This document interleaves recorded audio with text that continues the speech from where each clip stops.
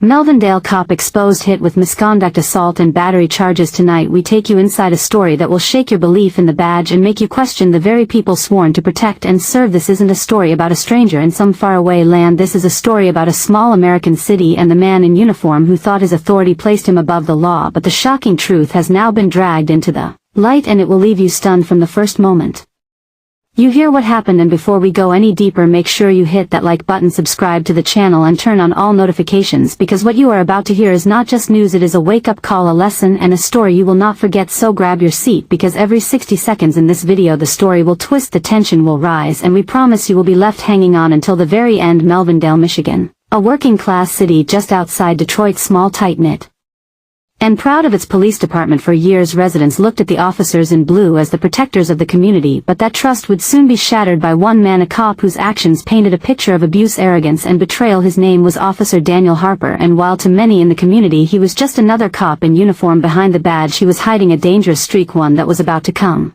crashing down in the most public way possible, because multiple charges, including misconduct, assault and battery, would soon follow. And what sparked it all might sound unbelievable, but let me slow this down for you, because this story is not just about crimes, it's about the cover-ups, the whispers in the community, and the fear that spread when one officer decided he could get away with anything. Now stay with me, because you won't want to miss the moment when Harper's carefully crafted image starts to crumble right in front of everyone's eyes. In fact, what happened one night on a quiet street was caught on camera, and that footage would change everything. But let's not get ahead of ourselves. Let's first understand who this cop really was. Officer Harper wasn't new to the force. He had served nearly 7 years in Melvindale by the time allegations started surfacing, and on the outside he looked like the perfect officer, firm, decisive, strong. But to those who had seen his other side, he was a man who used his badge like a weapon, a man who believed the rules didn't apply to him. And that's exactly where our story begins, with whispers about misconduct, small incidents swept under the rug, complaints written off by his fellow officers, until one night when everything exploded in a way no one could ignore. But before we dive into that night, let me remind you again to hit subscribe, share this story with someone who needs to hear it, and stay with me, because every detail you are about to hear connects to a bigger truth, and I promise you by the end you will be asking